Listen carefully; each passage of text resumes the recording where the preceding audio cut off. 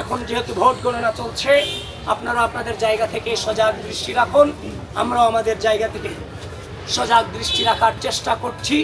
তবে বিশ্বাস করেন, এই নির্বাচন সুষ্ঠু, নিরপেক্ষ এবং গ্রহণযোগ্যভাবে যদি সত্যিকার অর্থে প্রতিফলিত হয়, তাহলে মনে রাখবেন, বাংলাদেশ পন্থীদের ভূমিধস বিজয় অবশ্যম্ভাবী ইনশাআল্লাহ।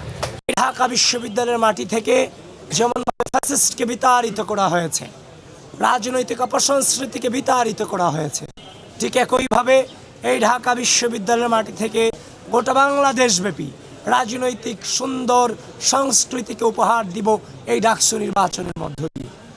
আপনারা দেখেছেন সকাল থেকেই, গতকালকে আমি আপনাদেরকে জানিয়েছি যে আমার সকল কর্মকাণ্ডের উপর অনলাইনে সাইবার অ্যাটাক হচ্ছে, সংবাদ সম্মেলন করেছিলাম। ঠিক একইভাবে আজকে সকাল থেকে আবারও অপপ্রচার করা হয়েছে আমার এগেনস্টে। আমি নাকি নির্বাচনী আচরণবিধি লঙ্ঘন করে আমি কেন্দ্রে প্রবেশ করেছি। এই ধরনের মিস ইনফরমেশন, ডিসইনফরমেশন ছড়িয়ে বিশ্ববিদ্যালয়ের দায়িত্বশীল রিটার্নিং কর্মকর্তা আপনাদেরকে পর্যন্ত বিভ্রান্ত করতে বাধ্য করেছে।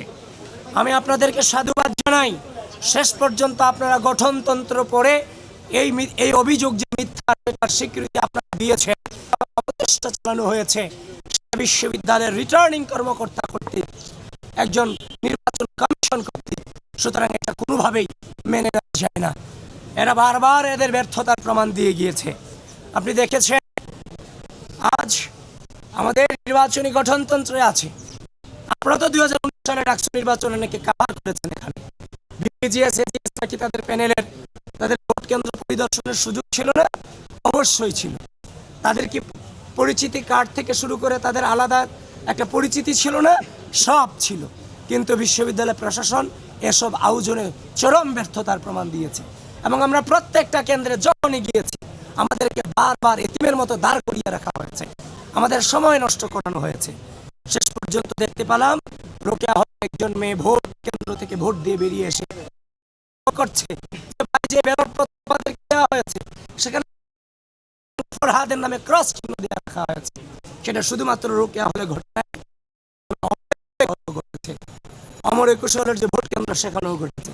তখন আমি যখন দুটাই ইনভেস্টিগেশন করতে গেলাম, চিফ রিটার্নিং অফিসারের নির্দেশক্রমে আমি ভোট কেন্দ্রে প্রবেশ করলাম। তাদেরকে জিজ্ঞেস, যেহেতু ঘটনা দুই জায়গায় ঘটনা ঘটেছে প্রমাণিত হয়েছে, তার মানে এর আগেও অনেক ব্যালটে সম্ভবত, আমরা যতটা নিশ্চিত হচ্ছি, আমরা জানি না কত ব্যালটে আগে থেকে চিহ্ন ব্যালট বক্স ভরে রাখা হয়েছে, সেটা আমাদের এখনো পর্যন্ত আমাদের জানা নাই। যেহেতু ঘটনা দুইটা প্রমাণ পেয়েছি, আরো ঘটেছে, এটা নিঃসন্দেহে এটা আমরা অনুমান করতে পারছি।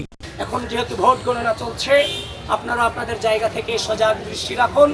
আমরাও আমাদের জায়গা থেকে সজাগ দৃষ্টি রাখার চেষ্টা করছি।